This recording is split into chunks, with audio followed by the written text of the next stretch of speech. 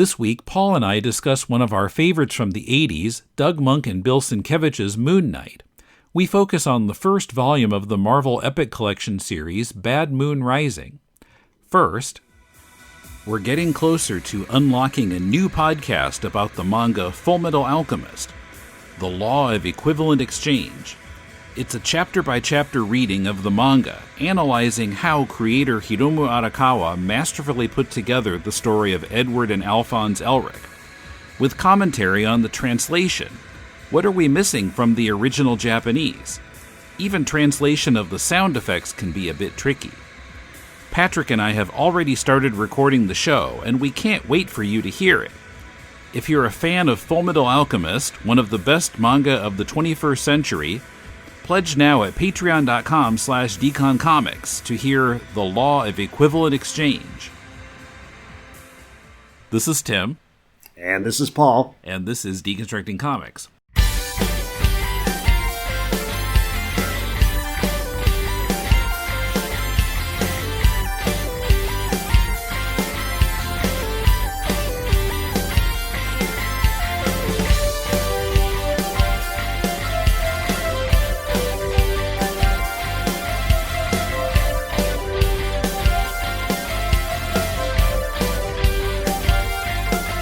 Welcome to Deconstructing Comics. This is Tim in Tokyo with my brother Paul in Hanover, New Hampshire. How's it going, eh? And we normally are doing To the Bat polls together, talking about Batman 66, but we got far enough ahead on our schedule there that we thought we'd jump over to Deconstructing Comics and talk about Moon Knight. This is another one of our favorites from, a little bit after our prime Batman 66 viewing days. We were reading the actual Moon Knight series that started in 1980, but he had appeared in some other places that we missed back then. And for this episode, we're talking about the first of the 3 volumes in the Epic Collection line from Marvel. I looked up exactly what is the Epic Collection. Wikipedia says it's a numbered collection of sequential issues of one title, sometimes including crossovers from related titles, starting from the beginning of a character. And Moon Knight, before he had his own title, he first appeared in Werewolf by Night, written by Doug Moench, who was kind of his main, his creator and his main writer through the 70s and into the 80s. And by the way, don't get him confused with Doug Mahnke, who is a current DC artist. I don't know if Doug Moench works in comics anymore. I haven't heard his name in a while.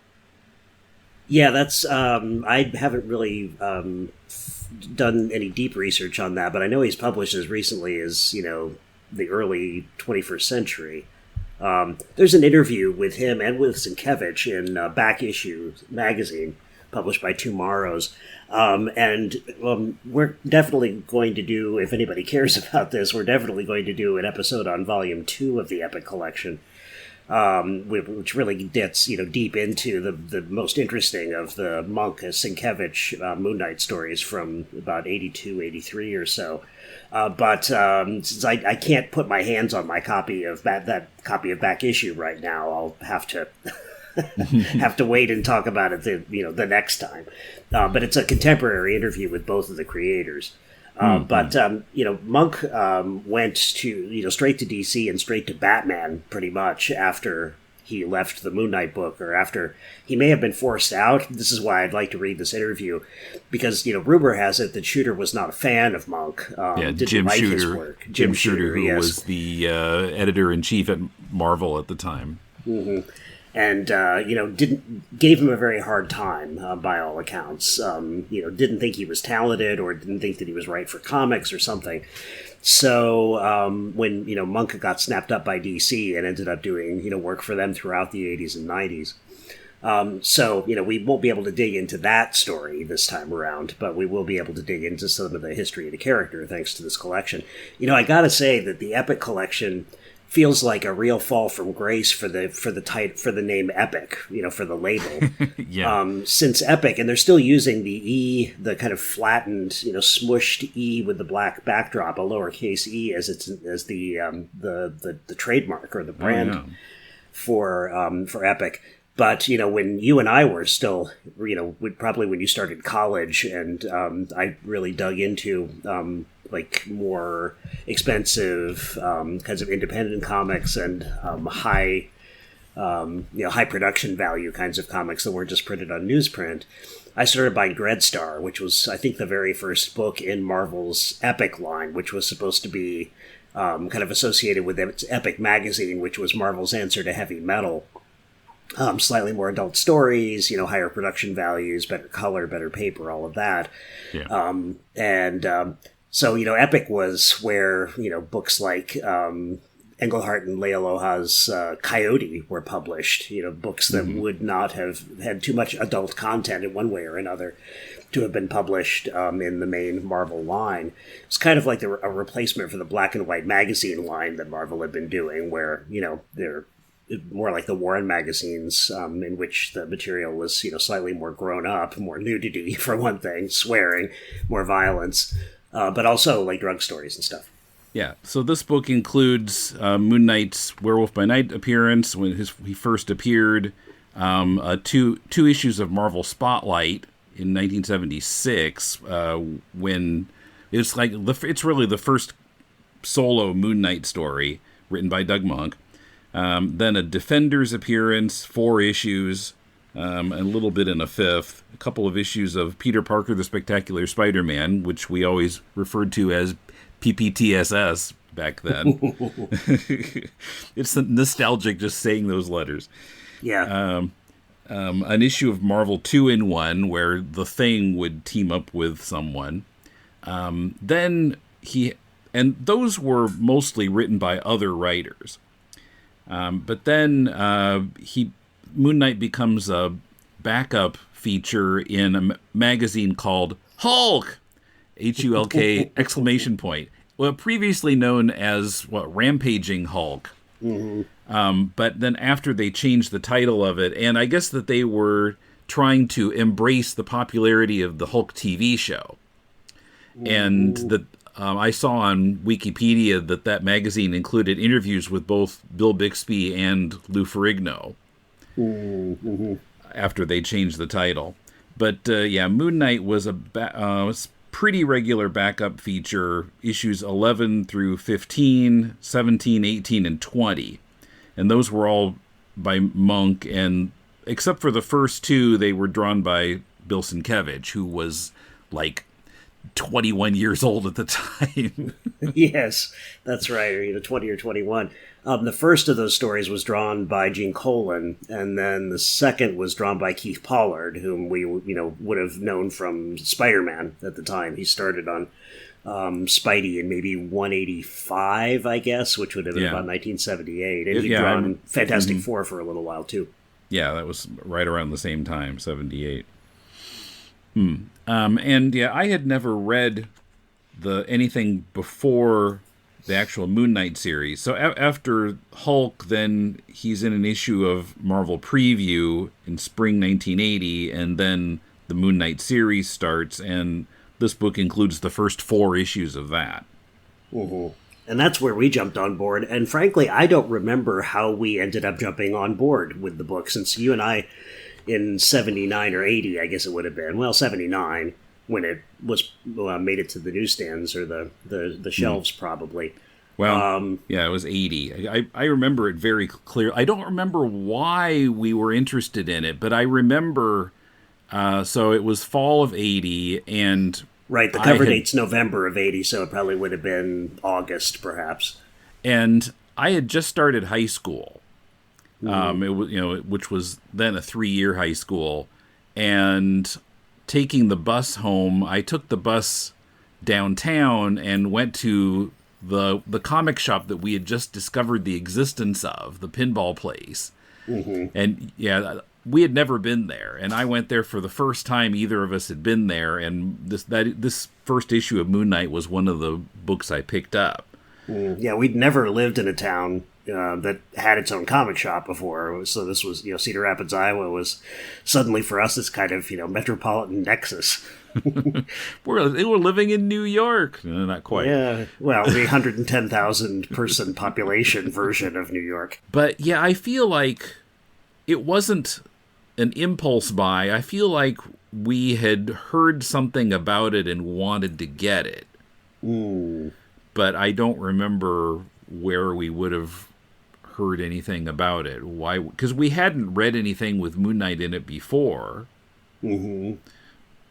Other than we had noted that we had one of the Defenders issues he was in that was in one of those assortment bags of comics that they used to have like at department stores and toy stores and stuff. And Kmart and Target, those kinds of places. Yeah.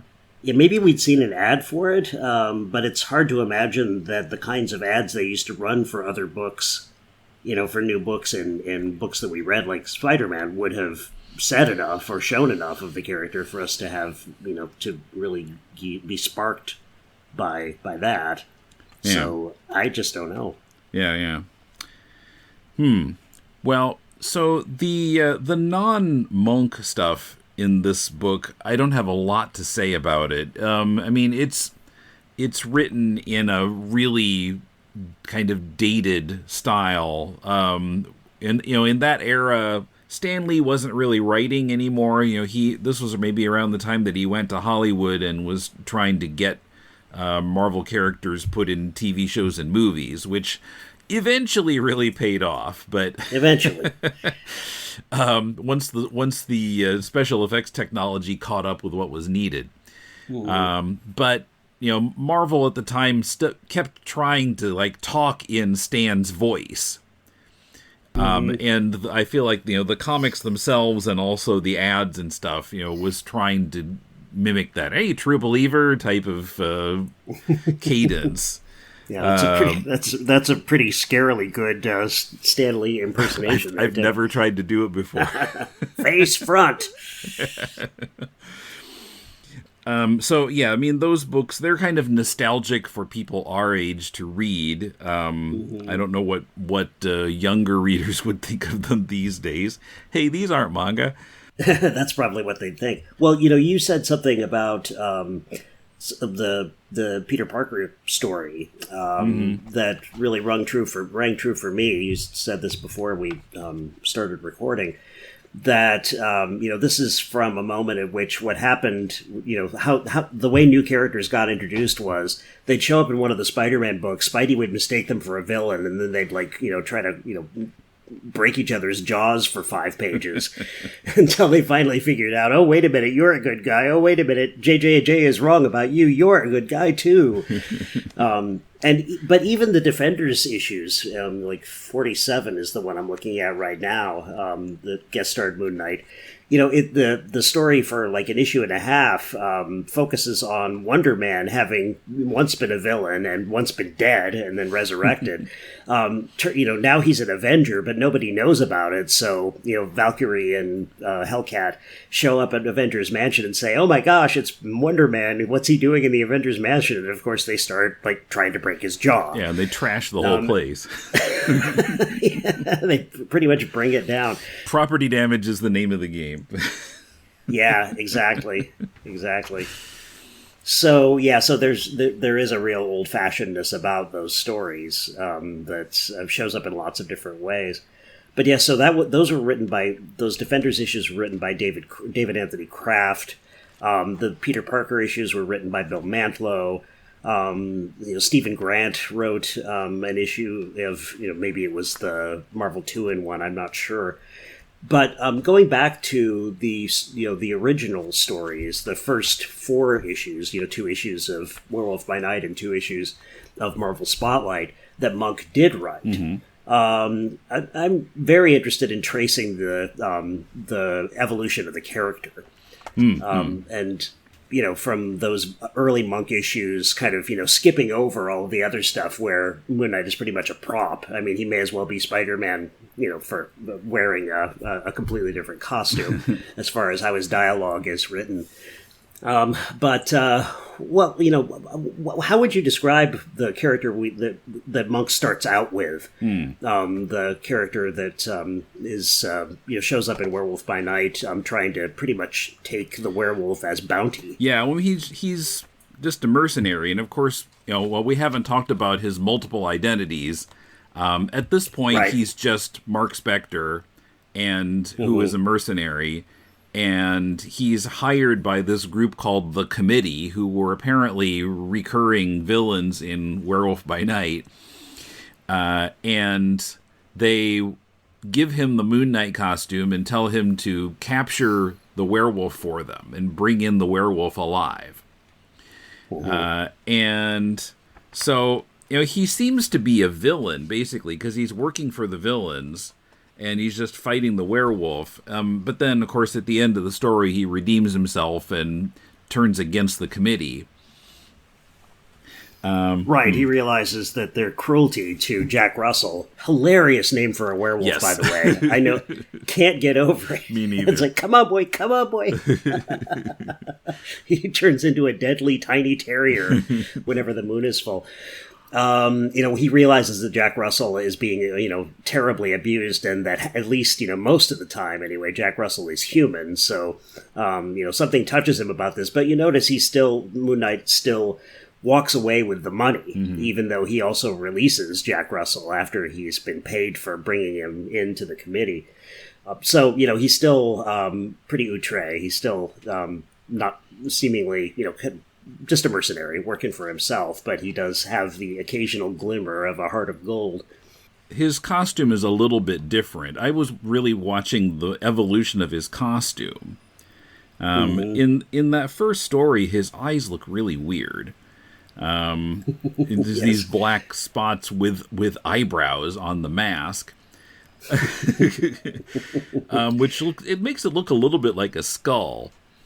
Then later on in the subsequent stories, his eyes turn a little bit more like small Spider-Man eyes, these black outlines around white. Yeah. And then we get into the Sienkiewicz stuff more and more. The entire face is just in the shadow of the hood and with the two kind of glowing eyes in it. Right. More of a Batman feel about the way that the eyes are represented. Yeah, you in the Sienkiewicz issues, as they continue through the early 80s, less and less of the time do you ever see the whiteness of that mask. We know that it's still white because we do occasionally see it, in different lighting effects. But for the most part, it's completely, encased in shadow. Well, and I was getting confused about just what color the costume was. Because I think right away in the Marvel Spotlight story, on the very first page of that story, it talks about the costume being silver and jet, or silver and black. I guess not the very first page, but early on. And that's repeated again and again in Monk's stories. And I was trying to figure out, what is the costume, black with white highlights, or is it white with black highlights? Similar to how Spider-Man's costume started out black with blue highlights and became blue with black highlights. I was trying to figure out just what color is his costume. Yeah, no, you're right. On the first page of Marvel Spotlight 28, was it cover date June 76, would that be? Right. Yeah, the werewolf issues are in 75 and the spotlights are in 76. But you're right here on the first page of that story. The third panel tells us in the narration box, a stark figure cast in silver and black, lined against the neon-lit skies. Yeah, I got the impression that it was supposed to be silver all the way through, since it's got those blue highlights, wherever you look. Well, and of course, in this iteration, the fact that it's silver is important because werewolves are hurt by silver. And so he's got silver weapons and everything, and because he's going after a werewolf. Right. And that seems to be at least the reason in the so-called false origin in Werewolf by Night 32. Yeah, we'll get to that. We'll talk about why later. it's false. or why it was retroactively retconned into falsehood, I guess. It seems that the reason the costume is given to Mark Spector, the mercenary, by the committee, is because it's like covered with silver. It has the silver truncheon. It has the silver kind of brass knuckles that allow him to hurt Jack Russell, even more than he would otherwise. So it seems like they're basically giving him a silver bullet to wear. And right from this first story, it includes the element of Frenchie, Moon Knight's associate, driving a helicopter. And he carries Moon Knight around. Moon Knight will climb down a ladder, rope ladder, to go to wherever he wants to go, and then be picked up by Frenchie later. So that's there right from the beginning. Although the original helicopter in this first story, drawn by Don Perlin, looks like just a regular helicopter, where later we see various versions of the helicopter that looks more like a crescent moon in various ways. Yeah. Can I just say that Don Perlin has never been my favorite cartoonist? Well, I have no doubt in my... I mean, I was really wincing at some of his character shapes. The guys have these really weird elongated heads sometimes. There's a character who is referred to by Jack Russell as a cute little girl named Buttons. And when we see her face, I would not say she's cute at all. She looks like, I don't know what. I mean, some of the characters are really misshapen.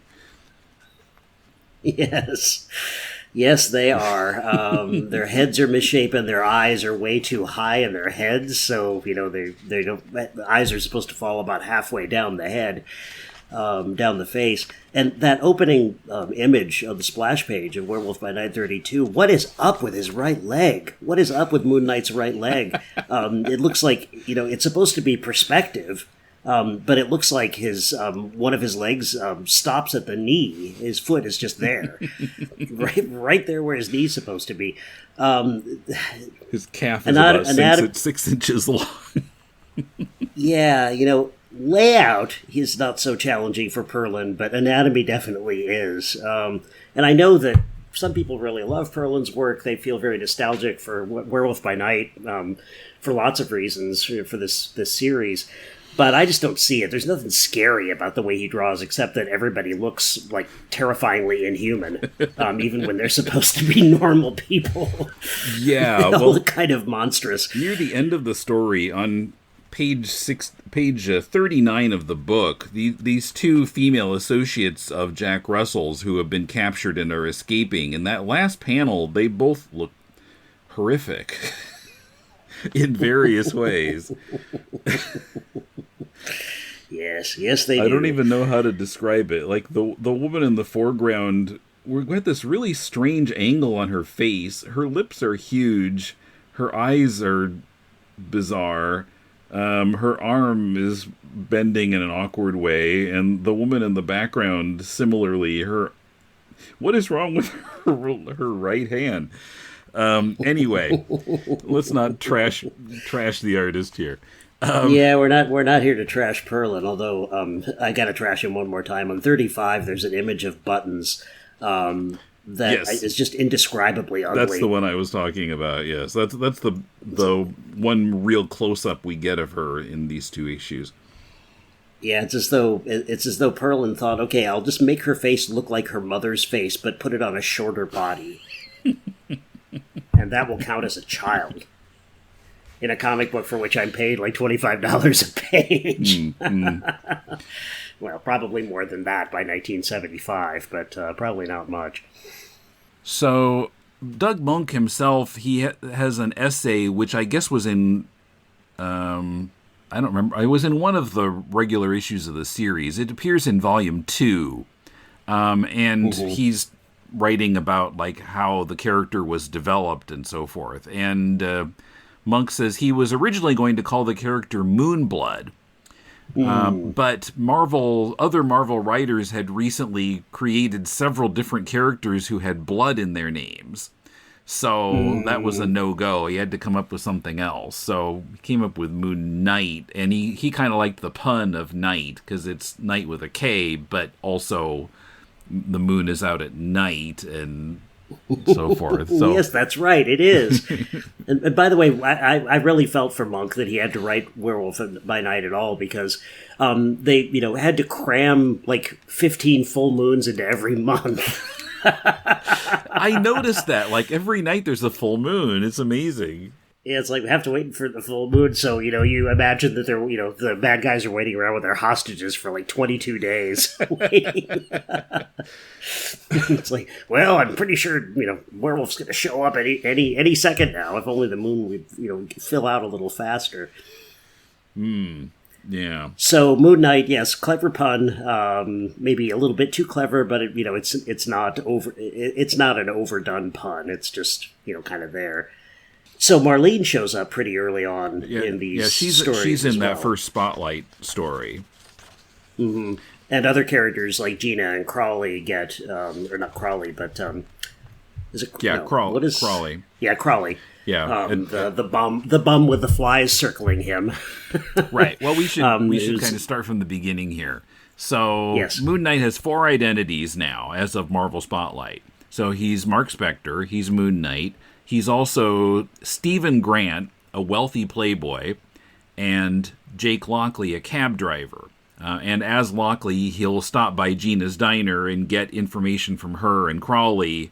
So it kind of gets what's going on the street, and that helps him get information to use as Moon Knight, or sometimes as his other identities. And then Frenchie, of course, who appeared in the werewolf story.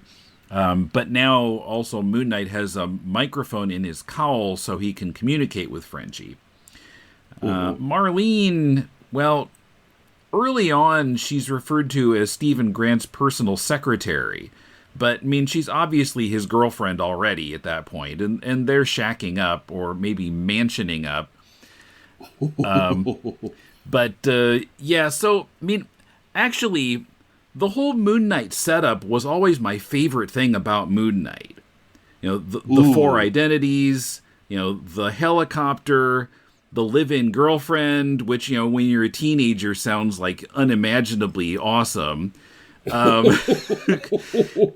especially if she looks like she looks like Marlene the way she was drawn by Bill Sienkiewicz. Right. Yeah. Early on, she looks kind of frumpier, and she's a little bit more like easily angered and that kind of thing, and a little more high society. But yeah, by the time you get to the regular series, she's written to be more broad-minded, and yeah, she's totally hot. By that time. Indeed. And yeah, in their bedroom, I said their bedroom, they've got a pool / bathtub. And at least in one of the issues, Marlene's swimming around in it nude. So, I mean, it just gets better and better for boys from the ages of 12 to 15. It's perfect. But yeah, I mean, that's been one of the things that's been disappointing to me about, I haven't really followed the character regularly since the 80s series, but, in the iterations that I have read, that setup is all pretty much absent. Yeah. And I really miss that about the recent takes on Moon Knight, who actually, by the way, as we were preparing this, appeared in Avengers. And by the way, his costume is now clearly all white. But, in contrast to what we're looking at here, where it's kind of hard to tell. Right, well, with coloring being so much more precise now than it was in the mid-'70s, early 80s, it's much easier to get across a consistent sense of what it's supposed to, what its coloration is supposed to be. But, the whole setup is so kind of glitzy and improbable and outrageous and really awesome to imagine yourself in. Yeah, it has a lot of storytelling possibilities too. It's like, let's be frank about it. There's some kind of homage to Batman going on here, and the Stephen Grant character. His having him centered on the kind of millionaire figure who bankrolls all of Moon Knight's technology and such. Is very Batman-like, and just the structure of the kind of tension between his rich guy identity and his mercenary or vigilante identity also seems to be based on Batman, and it provides some interesting limitations for the writer to try to work with. But there, maybe the similarities don't end there, certainly. But by making Moon Knight much less technology dependent than Batman, it seems like there's less justification, I guess, for having to have a millionaire at the center of it, except that it's convenient. If Moon Knight needs to, jump a plane, needs to, like in one of these stories from Hulk. Marlene,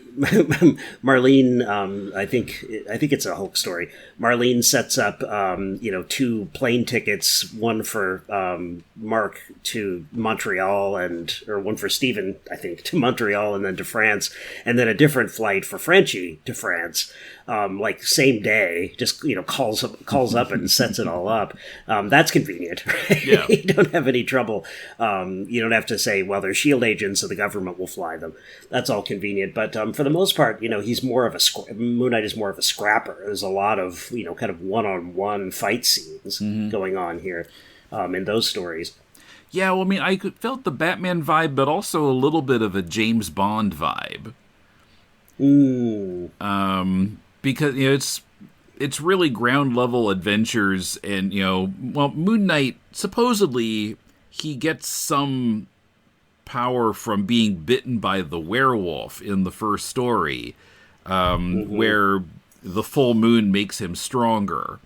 Although that kind of fades out. I actually read most of Volume 2 also, and that idea fades out later. But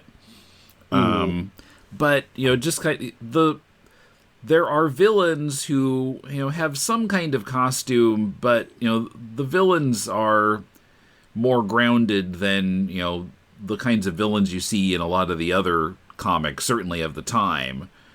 And they're serial killers or businessmen who ruthless businessmen or and that sort of thing. It actually reminded me the Sienkiewicz stories in particular, how the character ends up developing into a certain kind of character for the Sienkiewicz stories, or in time for the Sienkiewicz stories. I'm reminded a lot of the Batman stories from the Neil Adams era stories from the late 60s, early 70s that we were reading for the To the Bat Poles podcast a few weeks ago, in that there aren't supervillains in those Batman issues. The ones, whether they're written by Robbins or Denny O'Neil, there aren't supervillains. They're very one-on-one battles with particular kinds of villains who never show up again, who tend to be ruthless business people, corrupt business people at some level. Maybe this has something to do with the perception that Sienkiewicz was a kind of Neil Adams clone at the time. Maybe that's why they went down that road. I kind of doubt it, though. Maybe it's completely coincidental, but there's a really similar feel to the structure of the stories, the kind of one-offness of them.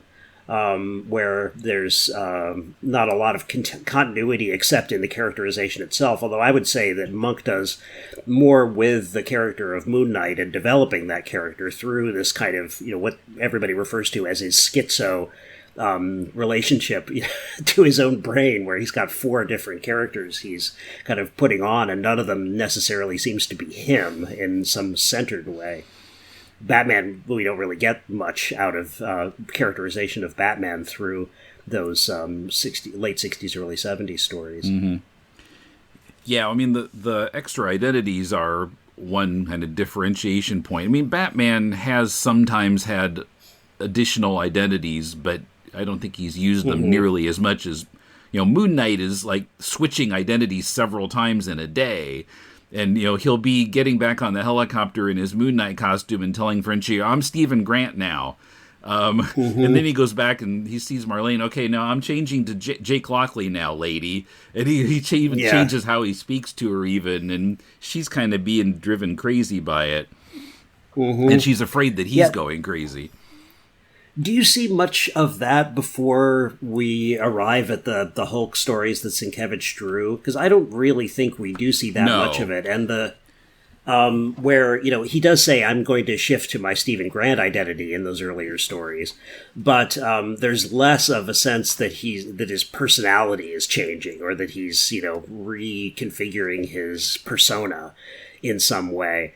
At one point in one of these early Sienkiewicz issues, the issues of the actual Moon Knight series, maybe issue 3, he when he turns into Jake Lockley, the cabbie, who has, few manners, he actually, he shifts into a different way of speaking entirely. He eats sloppily, and he even, whacks his cook on the butt on the way out. Well, although if you look at the Spotlight story, look at page 54. So he's changing out of Moon Knight and he's with Marlene, and she's calling him Steven, and then he switches to Lockley, and he calls her Lady.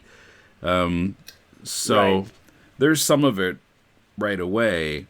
Yeah, I guess that's true. It seems, I guess early on, since we don't have much context for it, it might seem more like, over performance. Like he's doing it just to tick her off and get her to throw a shoe at him, as she does in the last panel of that page you just mentioned.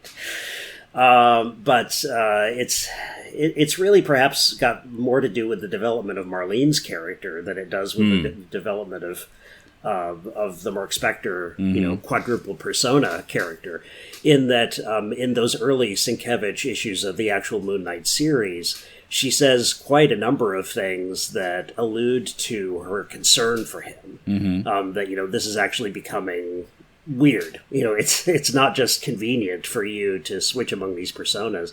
It's as if Batman took all of his, the personas he uses to move among the underworld. He doesn't use that many, but he does use a couple. Chuck White, from time to time. Yeah, exactly.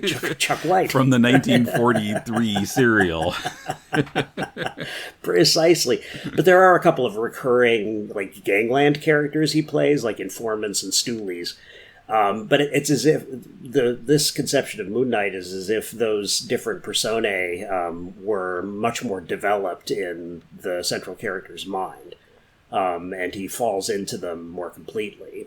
And it's almost like a what-if story. What if Batman took those personae he adopts just for convenience's sake or out of necessity? What if they took over? What if he played them too much to the hilt and became entangled with them so that it was difficult for him to know which one of them he was? It's like a further complication to the split personality of being both Batman and Bruce Wayne, or being both, Mark Spector and Moon Knight. Just, cranked up to 11, as Spinal Tap would say. By the way, talking about the evolution of things, do you notice in the Spotlight story, Jake Lockley is working for a cab company, and he's dealing with a boss who's always complaining about him being late. And after that story, we never see the boss again. It seems like Lockley has become an independent cabbie or something. But I can kind of see why they would ditch that element of it. It seems like it'd get to be a pain in the butt. Just always this, so he starts to turn into J. Jonah Jameson, this boss. Like, Parker, you screwed up again. Yeah, it's hard to see what that would do for the story, except to provide a little comic relief, which would get old almost instantly. So, yeah, why complicate things even further? Yeah, I didn't miss the boss when he was gone. No, me neither. Coming up, more Moon Knight talk. I'm continuing to republish classic episodes of Deconstructing Comics in reverse order, unlocked by our patrons' generous support. This week I'll republish number 52 from December 4th, 2006, in which Brandon and I discuss Will Eisner's interview of Neil Adams, and also Harley Quinn issue 35. Find the classic episodes on our Facebook and Twitter feeds by choosing the earliest months listed in the sidebar pull-down menu at deconstructingcomics.com, in publicly available posts on our Patreon page, or in the Patreon smartphone app. Classic episodes have been unlocked back to number 46, so classic episode re-releases will stop in 6 weeks, unless we meet our next Patreon goal. And you can help make our Fullmetal Alchemist podcast a reality as well. Check out all our goals and help us reach them at patreon.com/deconcomics.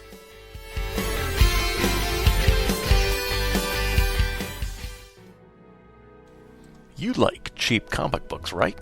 Well, I'm Professor Allen, and I talk about cheap comic books on the Quarterbin podcast. In every episode, I'll dissect a single comic from my collection, as long as I paid no more than 25 cents for the issue. Forget about $4 new comics that you can read in 4 minutes, or crossover events that can cost $100 to collect. Join me in the Quarterbin, where even bad comics are a bargain, and good ones are a steal. The Quarterbin podcast is part of the Relatively Geeky Podcast Network. Visit us at relativelygeekypodcast.blogspot.com or search Relatively Geeky or Quarterbin Podcast in iTunes. I guarantee it'll be worth every penny. As I mentioned, I had never read any of this prior to the actual Moon Knight series, and I was pretty impressed with the stuff in Hulk, in particular. So yeah, there's 6 issues. So in the first issue, which is Hulk 11. So it's this kind of complicated story where several different characters are after this Egyptian, he calls it a statuette. Mm-hmm. And so there's a full-page essay that was apparently in Marvel Preview 21 that appears in this book just before the first actual Moon Knight issue, written by Ralph Macchio, where he takes credit for what happened next. And I was kind of surprised when I read the story because, at first that story from Hulk 11 seemed like it would be a one and done, but then it kind of pans out into something else in the following issues. And Macchio writes, after the first Fantastic installment had been penned by Doug Monk and rendered by Gene Colan, I perused it several times and then called Doug to suggest some changes. I decided that I wanted a bizarre, outrageous villain to be behind all the machinations in the first part. The irrepressible Mr. Monk grumbled a bit, but said he'd come up with something ingenious, and of course he did. Ooh. So yeah, it turns out to be this guy Lupinar, who says that he has hypertrichosis and refers to it as the hirsute disease, which actually I looked it up, and those are actually 2 separate things, which are sometimes confused with each other. But anyway, basically he's hairy, but not only is he hairy, he's kind of a wolf. Not in the same way that Jack Russell is a wolf, but he looks kind of like a wolf. Yeah, he's more like a terrier, like Jack Russell. Macchio also mentions, and I think Monk mentions this in what he wrote that's in the second volume also, that there was a live-action Moon Knight TV show in Japan. Mm-hmm. And I researched this a bit. Well, actually, I found that there was a manga of Moon Knight. That actually existed. And I'll put the link in the show notes. Then when I put that on the Deconstructing Comics Facebook group, and then Kumar and I both went Googling and both found the same article in Japanese. I'll link to it if anyone wants to, has the linguistic ability to read it. But it says that Toei, the Japanese production company, made a 3-year deal to use any Marvel properties that they liked. And there was talk of a Moon Knight series and also Silver Surfer and 3D Man. Spider-Man was the only one that actually happened. And I watched some clips from it on YouTube today. It looks like a crazy show. It's done, similarly to like Kamen Rider or Transformers or, that kind of thing. In fact, it looked like he actually fought some kind of a Transformer in one of the stories. Now this was 1978, which is actually right around the same time as the Nicholas Hammond Spider-Man was going on in the U.S. But the Japanese show, at least, it seems like it captures Spider-Man's powers better than the American show did. Given the special effects limits of the time, I thought the Japanese show was better in that respect. But is this the same Japanese Spider-Man show that Lord Deathman over at one of our friends from To the Bat Poles thinks of as the best adaptation of Spider-Man? I assume so. I don't remember her saying that, but I watched a little bit of it and found it to be everything you're saying it was and more. It's really bizarre, but in a way they've kind of, like a lot of Japanese adaptations of American characters, they've kind of taken a few interesting things from the character and just completely revamped everything else in order to place those segments, those aspects of the character into an interesting, into a different kind of in a different kind of relationship to each other. Yeah. So anyway, contrary to what Monk and Machio believed, the Moon Knight TV show never actually happened. It was just something that was under consideration. Yeah, so did not exist. But anyway, so there's that story in Hulk 11 through 15, and so if it finishes up with fighting, what's his name, Lupinar. Yeah, after the Lupinar story, there's that in Hulk 15, an eclipse waning and an eclipse waxing, which was an interesting story. So Moon Knight happens to be outside during a total eclipse and runs into some kind of creature that hits him and knocks him down, and then that's an eclipse waning, and then an eclipse waxing is the same story from the viewpoint of the creature, who is the Hulk. Figures it's his magazine. Sure. But yeah, their meeting happens at the time of the eclipse, so they can't see each other. So Moon Knight never knows who hit him. Mm-hmm. Yeah, it's kind of clever to see the same story told from two different perspectives, and with the second one solving the mystery of the first. Yeah. But I think the story that really grabbed my attention here as being like a real Moon Knight story in the sense that you and I understood them from the 1980 series was Knight's Born 10 Years Gone. Yeah. Yeah, he's going against a guy in a mask who's killing nurses with a hatchet. And there's a spoiler there. Maybe I'll just skip the spoiler. Yes. But yeah, I mean, that's a pretty typical Moon Knight story like you would find in the Moon Knight series. Mm-hmm. But even the way Menck writes it, the first couple of pages, we see the killer, getting his hatchet, and there's a kind of tick that I don't really know how to describe that comes into Monk's writing, where he'll use repetition to kind of develop a character or develop a situation. The serial killer goes to buy an axe, and the clerk says, "Going hunting," and the serial killer says, "Yeah, tonight." Then he buys a mask. Go into a party, says the costume shop entrepreneur. "Yeah, tonight." And he buys some men's pajamas. All these things come together tonight.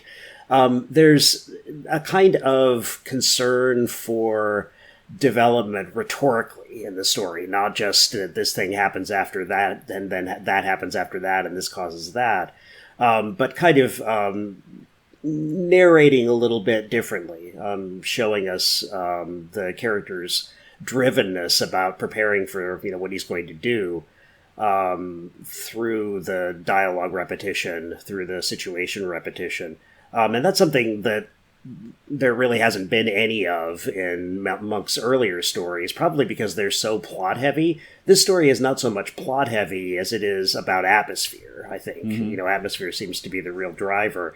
And to make this character really scary, he builds up this obsessiveness as he goes from place to place buying his costume, and piecing it together, stripping everything in the story way back to Moon Knight and his various personae and this one crazy guy, winds up making it possible to do that kind of development. And this is I think the reason that I think of this as a typical later Moon Knight story, is that it really focuses on Moon Knight dealing with this other figure whose insanity, often these characters are insane in one way or another, is some kind of mirror for the multiple personalities that Jake Lockley, Mark Spector, etc. are juggling all the time.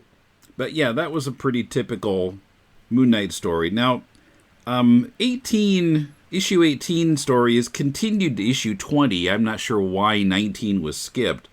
The story in issue 20, so Marlene has been helping Moon Knight to try to capture this murderer, and she posed as a nurse and ended up getting pretty badly injured in the process. And at the end of the story in issue 18, Moon Knight leaves her in the hospital, and the nurse tells him to leave. So in issue 20, the story called A Long Way to Dawn, I found this story really interesting because he can't stay at the hospital. He wants to help Marlene somehow, but he can't. And, punching people won't help him in this case. There's no normal villain in the story. It's just, that he feels so helpless. And he goes around town trying to kind of correct minor wrongs, even though it all seems futile to him. Like, he stops this night watchman from drinking. He pours out his bottle, but he figures tomorrow night he's going to be just as drunk. He sees a homeless man going through garbage cans, gives him some money, but he's sure the guy's going to buy booze with it. He says use it to eat, but of course he's positive that won't happen. And, helps a junkie who's overdosed and figures he'll just overdose again sometime in the future. But yeah, I found it a really interesting story, and reminding me of, I haven't actually read the story in decades, but in volume 3 of the Epic Collection, the story Hit It, which always struck me as a little bit too cute, or kind of, I'm not sure, I can't quite find the word I want, but trying too hard. Too clever for its own good, kind of. Yeah, where he's trying to make this point of, like, people wanting to hit things to get get what they want, where this kind of reminded me of that in a more subtle way. He doesn't say in A Long Way to Dawn, oh, I wish I could punch somebody, but you feel like that's what he's thinking, because that's how he's used to solving his problems. Yeah, but none of these are problems that can be solved with anything like that. Yeah, that's a really good point. It's really a character study, even though there's a lot of action or a lot of interaction in it. It also really speaks to a sense of, crime being just overwhelming in New York at the end of the 70s, that, everything was so backwards, and people's situations were so desperate for, so many of New Yorkers under the poverty line, that it's like, there's a real sense of futility here. That means, that when it turns out that Marlene will survive, that she's going to be okay, it's almost like an artificial ending. It hasn't fixed anything. None of the problems that he's just dealt with have been repaired by her recovery. But, what do you think is the function of the woman at the end who starts rhyming? Here near dear, they'll be here at dawn. He runs into this homeless woman who just rides around public transit looking for pigeons to feed. Why end with that, do you think? Yeah, that did puzzle me a little bit. But I felt like he got some kind of grounding from that experience of meeting this woman who is apparently somewhat mentally ill, but, surviving on the street. Yeah, it's like, what does he learn from her? A positive attitude about all of the crap that happens? Maybe a sense of kind of, riding the craziness and being a little crazy herself. But, looking for good in all of this, or looking for something positive in, among all the dreck. I don't know. It doesn't feel like a cop-out exactly because, this woman is still homeless. And it's not as though we're seeing, some kind of, pot of gold at the end of the rainbow suddenly where everything becomes better. But it does suggest something of an attitude of how to cope with a world that's as, ugly and, easily gone astray and stays astray as the underworld that Moon Knight is moving around in. So then we have the Marvel preview issue that Moon Knight was in, and this is another story that feels like something that would have been in the actual series. This is the story where Marlene is swimming around nude, so that's a feature. Yes, there is a rather cheeky moment in the story. Literally. Quite literally. Well, except cheeks are a metaphor when we're talking about one's posterior. Anyway, but I'm surprised to hear myself say this, but as much as I love Tom Palmer's inking on Neil Adams and the X-Men issues from the late 60s, I don't like his inking of Bill Sienkiewicz that much.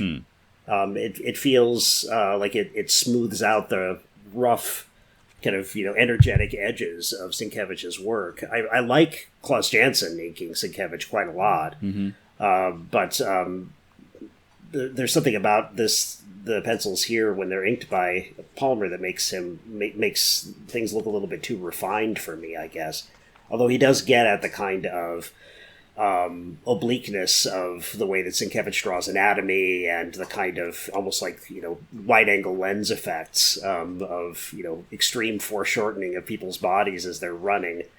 They're huge when they're closer to the camera, quote unquote, and tiny when they're when we get to their feet. Huge hands stretched out in front of them and tiny little feet behind them, as if they're being shot through a wide-angle lens.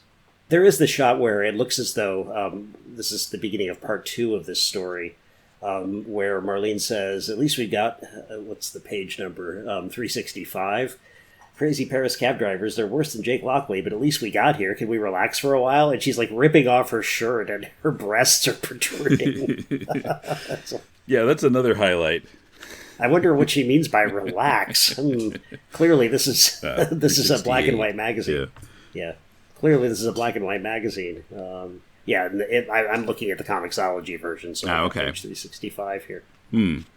Well, to not stretch this out too much, why don't we jump ahead to the actual Moon Knight series, the 4 issues that are in this book. So now we get the real origin, and issue 4 explains why there are 2 origins, or fits them together. But in this story, it starts out, Mark and Frenchie are mercenaries working for a guy called Bushman, who really becomes Moon Knight's Joker eventually. Yes. He's like the villain.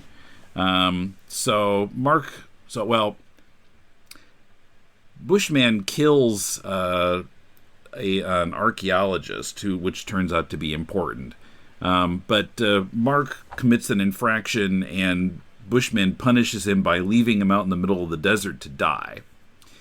And Mark is crawling through the sand for hours and comes across an archaeological site, near death, and seemingly dies as they carry him into this what actually is an ancient temple. And actually, Marlene is there, and the dead archaeologist was her father. Right. And Mark is lying in front of the statue of the Egyptian god Khonshu, and she finds that he's dead. His heart seems to have stopped, and then suddenly he comes alive again, and he credits Khonshu for bringing him back to life. And he grabs Khonshu's cape and puts it on and goes to fight Bushman, but Bushman gets away. And he seems to know something about Khonshu, that is one of the gods of the moon, known as the Taker of Vengeance. How did you know all that? I'm not sure. So the remainder of the issue, we're now in the present, meaning 1980, and it's the same setup that we've seen in the other appearances. And Bushman comes to town, and Moon Knight beats him. And Moon Knight gets a new helicopter, which is the cool one that I loved so much. It's looks like it's like a flat crescent, and the helicopter rotor goes actually like into the crescent part way. It's kind of an amazing and most likely impossible design. But it looks really cool. I loved to draw it in the margins of my math papers when I was in 8th grade. Now, issue 2 surprised me. It's weird because I know I read all these stories, but I barely remembered any of them at all. Yeah, I wondered about that because I found myself, I remembered them really well. Surprisingly, I was shocked at that after you'd said that you didn't remember them well, but I don't know. I think I read those first 6 or 8 issues multiple times, waiting for the next issue to come out. But yeah, I'd completely forgotten that as Lockley, he revealed his secrets to his crew from Gina's Diner, and they became part of his team. He was paying them and everything. And Gina's sons also, rather improbably, that their mom would let them do this after school, because they end up getting in some kind of dangerous situations later on. Right, and when they first go looking for him, Moon Knight really beats the snot out of them. He throws one of them into a car. I'm very surprised that Gina would let her kids, who she seems to love very much, get involved in more of that. But yeah, for a lot of the issues of the series, it's kind of a team book, really, except only one of them is wearing a costume. And 4 of them are the same person. That's right. The Justice League of America has 12 members, but only 6 characters. The great thing about the stories that appeared in Rampaging Hulk or Hulk is that Monk and Sienkiewicz got to establish a kind of working relationship. And they were able to get through some of the, I guess, growing pains that any team would go through with a new character like this, or a character that only one of them had been working on for any length of time, and really started doing some interesting character studies of characters like Crawley, where his son is basically the villain in issue 2, I guess it is. And yeah, they really do seem to hit the ground running. So that might be one reason, among others, that we found the series so compelling right from the start. Mm-hmm. But I wonder why they worked with so many different inkers at first. Some issues, like issue 1, with some assistance by Frankie S., who turns out to be Frank Springer, by the way. I looked that up. Oh. Frank Springer did a little bit of the inking there. But Sienkiewicz mostly inks himself in that first issue. He inks his own pencils in issue 3. Mm-hmm. Yeah. Issue 2, I think, is inked by Springer fully, and Springer has a way of making characters' bodies look a little bit more wooden than Sienkiewicz does. Then issue 4 is inked by Klaus Janson.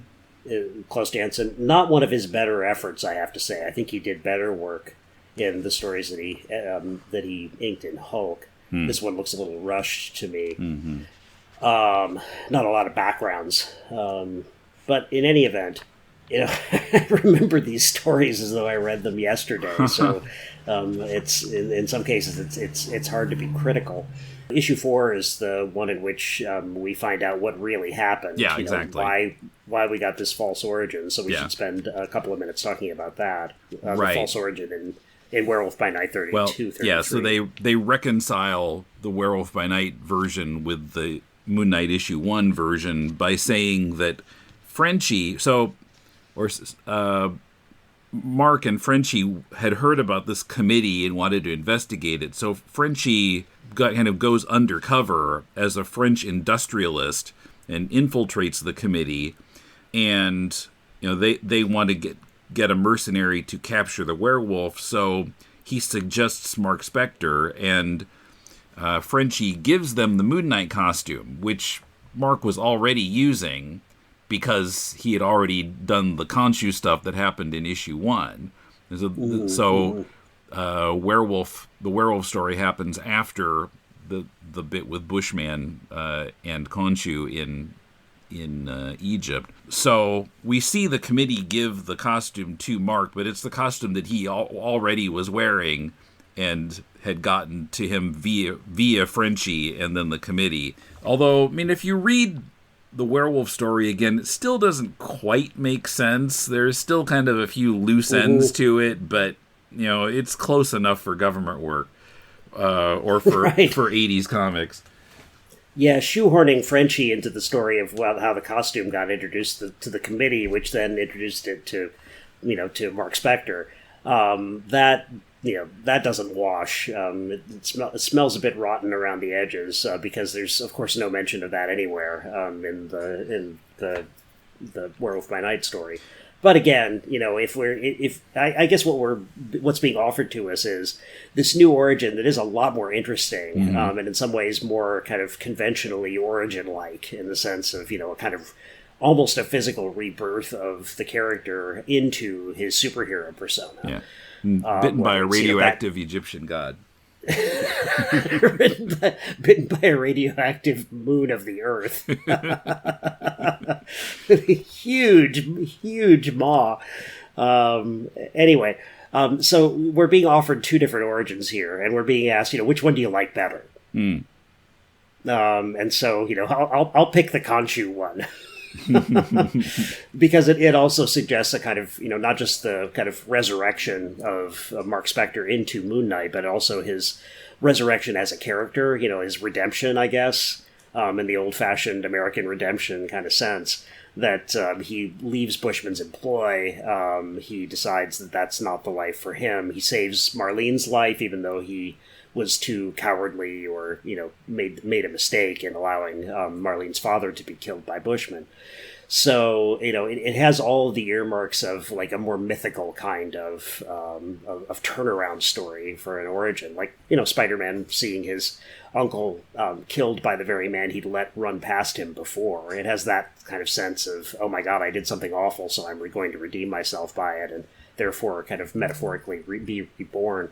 So yeah, I'll take that one anytime over, a bunch of fat guys with criminal intent giving a mercenary a costume so he can beat the snot out of a werewolf that they can then use to kill people. Yeah, it's just a little too mechanical. But this is good stuff. I guess they got a story out of Monk and Sienkiewicz got a story out of figuring out how to retcon the origin. So everybody wins. We got a whole issue out of this. Woo! But yeah, I mean, I don't know if our listeners have read any of these stories, or if they've read recent Moon Knight, or if they haven't read any Moon Knight at all.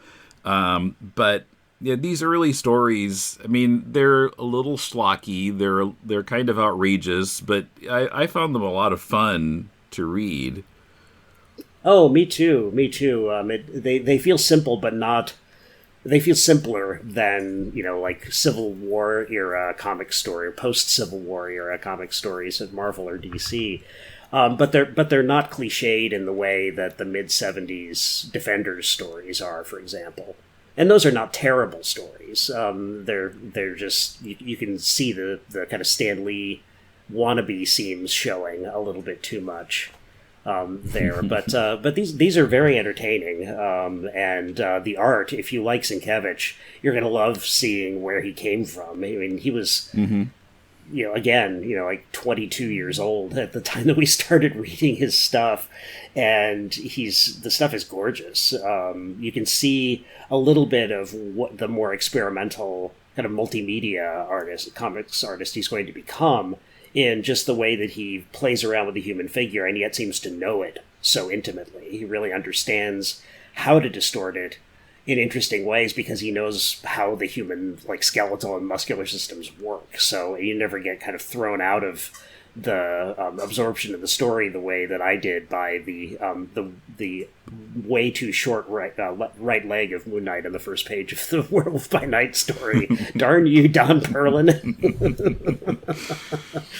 And yeah, thanks for giving me all those nightmares with those supposedly beautiful female faces you slapped all over the place. We should say a little bit of something about Marlene here. Marlene is very long-suffering, more long-suffering than a female character in kind of sidekick / girlfriend / secretary would be in a more recent comic. She's very much kind of sidelined or in some ways, and in other ways she's like kicking butt. She follows. She works out. We see her working out all the time. She follows Mark / Steven / Jake / Moon Knight around, sometimes without his knowledge. She knows martial arts. Back him up. She knows martial arts. Yes, she's very well trained. But she's also playing the victim, playing the kidnappee or the girlfriend who gets chopped by an axe. She gets injured more than Moon Knight does. She does, and she's, injured in these really kind of ugly ways that motivate Moon Knight to do something, which, kind of de-escalates her down to a tertiary character who's less important for who she is than what she makes the man do or what she motivates the man to do. But, I don't want to pigeonhole her in quite that way, because it seems like Monk is trying to make something else happen too. He is trying to figure out how to make her strong and give her strong in the sense of having her own mind, and her own needs. But because the 4 personae of Moon Knight are so, overpowering and so there, I think it makes it even more difficult in a way for her to kind of peek through and show herself as an individual character, besides one who, complains more and more about Moon Knight's or about Jake's multiple personalities and how that's making his life more difficult and perhaps challenging or threatening or being a sign of his insanity. Well, now that you mentioned it, I realized that there's a rule of thumb that was used in making Batman 66 that kind of applies here. You mean the 66 show or the Batman 66 comic? Show. Okay. So okay. We've talked on the show multiple times about how when you count how many characters there are to deal with, Batman is a character and Bruce Wayne is a character and Robin is a character and Dick Grayson is a character, and you've got to give both of them screen time. So here you've got Jake as a character and Mark is a character and Steven is a character and Moon Knight is a character. So, that it's kind of tough to fit all those characters in along with all the other human beings in the story. Yes, that's true. Although in a comic it's a little easier because you can do one panel of him changing from Jake to Steven. Yeah. And then saying, one panel later, now I got to change from Steven over to Mark in order to meet this person I knew as Mark Spector. Right. It is a little different, working with drawings rather than actors, but... Yeah, and just the time, you don't have to shoot all of Adam West's scenes at once, and then have him shoot 15 scenes of him transitioning from one to the other, because that's what you need for the story. You can just do it on the page. Mm-hmm. So yeah, it is different, but nevertheless, if these characters are going to develop into characters that do threaten to tear, Mark Spector's mind apart. Then you've got to spend some time with each of them. In fact, doesn't Ralph Macchio say that what he commissioned from Monk for the Moon Knight stories for Rampaging Hulk, or Hulk, as I should say, that he asked Monk, or Monk had the idea of doing individual stories just about the Mark Spector persona, and then the Jake Lockley persona and the Stephen Grant persona, just really focusing on each of them. And I don't think he exactly did that, but it shows that he's thinking about developing them into something that each has its own concreteness about it. Well, in the volume, in the issues in Volume 2, there are a few stories of Mark Spector, pre-Moon Knight, where you just see him as Mark. Right, I don't recall that there were any Jake or Steven stories, but... Mm-hmm. And actually, there was one or two stories about Khonshu also. Yes, that's right. Khonshu solo story. Having Khonshu as his teenage sidekick, like Scrappy Doo or something, would be lots of fun as well. I guess we're wrapping this up, but I would love to talk more about the Sienkiewicz monk Moon Knight in Volume 2, and I hope there's enough interest that we might do an episode about that.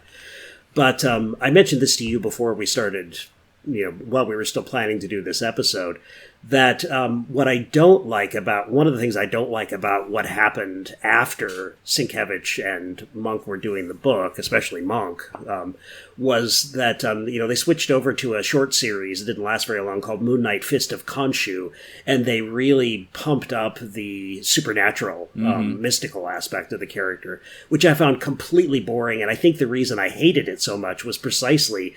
it goes along with precisely what you said, that what I loved about the book, and I didn't realize this until you said it, but I think I loved it too, or it's one of the things that really anchored me to it, is the setup. The setup of the mansion and the multiple personalities that he uses for different reasons. Marlene, who was gorgeous, and I was a, 12, 13-year-old cisgender kid who really, really liked Marlene and thought she was cool. Helicopter. The helicopter, Frenchie, the team he had on the ground at Gina's Diner. That stuff was, maybe not just kind of a cool infrastructure, but also kind of comforting. It was the same, and you could always return to it and fool around with it and do interesting things within that framework. So when suddenly he's like an agent of Khonshu's vengeance, full time, and is doing the international spy thing, the international spy thing becomes the whole thing. And that, it's interesting when it's allowed to happen within the structure that we just talked about. But when that becomes the whole thing, then we're left with a kind of a book without a character without a center. And also, they've gone much farther with them. Well, there have been a lot of Moon Knight stories more recently that centered on him being mentally ill, schizophrenic. Yes. And man, I was a little surprised reading Volume 2 about how much of that Monk kind of set up. There's a story in which that I can remember the issue. I don't remember, but I can certainly remember the issue. Maybe it was 25, in which Marlene almost leaves Stephen because she just can't stand it anymore. Mm-hmm. But, there is a story where he's kind of struggling with some mental problem, although I felt like it was more told than shown. But there is certainly an idea that he has some problems mentally, this early on. But sure. But there's a seriousness about it. The Monk takes it very seriously. I don't think that some writers in the 21st century, like Brian Michael Bendis, for example, take it very seriously. They almost use his schizophrenia, or they expand this use of multiple personas into a mental illness in a way that almost feels like it's for comedy relief in some way, or like Deadpool style broad violent comedy. Bendis actually made Moon Knight, take on the multiple personalities of like Wolverine and Captain America and Spider-Man. And Spider-Man. It's just like, no, stop it. It just seemed dumb and like a creative like fart. It's like, hey, I'll just do this because it just occurred to me that hey, he's got multiple personalities. Let's fill him in with superheroes instead. Doesn't seem to take the character very seriously at all as something that, could be, developed in a certain direction. It's just like, we're taking the pieces apart and putting them together and making a different Lego, car out of it or something. Yeah. But, so hopefully, once we get far enough ahead onto the bat pulls again, we can come back and talk about Volume 2 of the Moon Knight Epic Collection. Right, if anybody's interested. Deconstructing Comics listeners have not been as vocal as To the Batpoles listeners. So, yeah, we'd like to hear from you and hear what you think about Moon Knight or what you might have read of him, if anything. If nobody cares, we can just go ahead and do another episode anyway.